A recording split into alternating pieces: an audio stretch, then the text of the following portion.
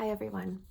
I waffled back and forth whether we should write a letter or do a video or what we should do. So this is what you guys get. So for those of you that don't know, my name is Brittany. I'm the president and co-founder of Creo-Tech.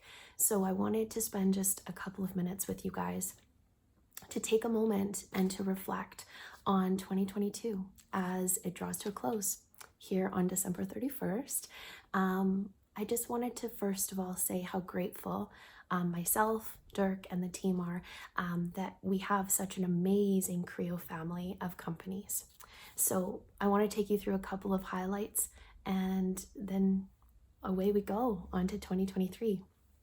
So like I said, Creo, when we first decided that we were going to create Creo and what that looked like, it really was an adventure around creating a group, a family of companies that would support and grow together.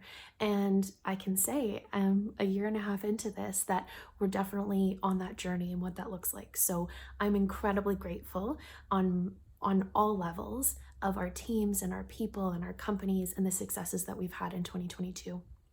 So things that have really been important in 2022 is on the macro level, the world has been a pretty uncertain place. We really still were managing through COVID. We saw a start of a war. We've seen things like labor shortages and huge influxes of wage increases throughout the markets. We've seen supply chain disruptions and what that looks like. And essentially just input costs in general have been crazy. So through all of that, all three of the companies have managed, have navigated, and have successfully worked through what that looks like as a team. So just some highlights. MD Stainless Services, they joined our Creo family in March of this year. And that essentially brought dozens of new people into our family. And just so that everyone is aware, Dirk, myself, and the team, we don't take that lightly. We are accountable and responsible, and we see what that looks like to be able to bring those people in and to support what that looks like and to help them grow and develop and continue to find success that they've had over those numerous years in business. So they definitely successes for that company specifically. They've had an exceptionally strong back end to the year. They have huge projects in which they're quoting for and really lining them up for success in 2023, which is very exciting. Silhouette. So Silhouette doubled their revenue numbers this year again, and essentially the pipeline of work in which they have lined up is targeting for them to do the same again in 2023, which is a great news story. Our big initiatives that we've had at Silhouette has really been about recruiting, and we've more than doubled the workforce in this year, which is exceptional work. So now it's essentially taking those big name projects like Intel and our customers like Tormont and really expanding those relationships and seeing what that looks like for 2023 for them. Tarco has pushed to have one of the most exceptional years that they've had from the back end.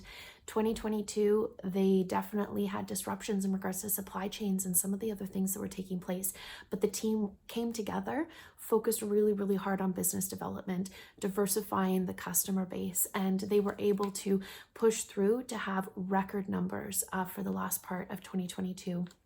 The great news story for them is that they have volumes of work on hand into 2023, which they really have never seen before, which is excellent. So for them, the strategy really is around new clients and new geographies, things like expanding into the US and the Middle East and parts of Northern Africa. And really, they've continued to quote and tender at record levels, which is exceptional.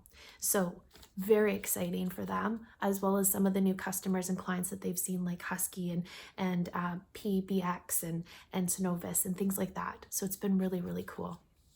So what does 2023 mean? For myself, I really see that we're going to continue to grow and develop our family of companies. We're going to focus on the 4 T's: trust, transparency, taking ownership, and togetherness as a family, and working to see how we can integrate and support what those look like. Some of the initiatives that you guys are going to see is more centralized and standardization around HR, operational systems, ERPs, CRMs, which is essentially on the sales side of things, so that we can have systems that are talking to each other and allowing for the companies to be able to work integratively as they need to, which is exceptional. So I have to say, just to take a moment and to thank some of the partners that we have. We are incredibly fortunate as a company to have such great partners. Duke Royalty with TD, with Chase as our banking and financiers, which is exceptional. But I want to spend a bit of time just thanking our clients, our suppliers, most of our teams, and what that looks like. And so I really truly hope you guys take a moment with your families to reflect on what the year has looked like professionally and personally, and where we're going, which is really exciting. 2022 has been quite a spectacular year. It hasn't been without challenges, but what I have to say is the team has come together and they're continuing to grow and develop. And I'm really, really proud of all the things that we've done. So thank you. Focusing into 2023, I am wishing you guys all the best. I haven't met every single one of you yet, but I'm hoping that we get a chance to meet. But in the meantime, I really want you to understand that Dirk, myself, and the Creo team, we are very fortunate and very grateful to be able to work with you guys and to help support you guys grow as different teams and what that development looks like. So happy New Year's Eve, everybody, and all the best into 2023. Looking forward to seeing you again. Thanks.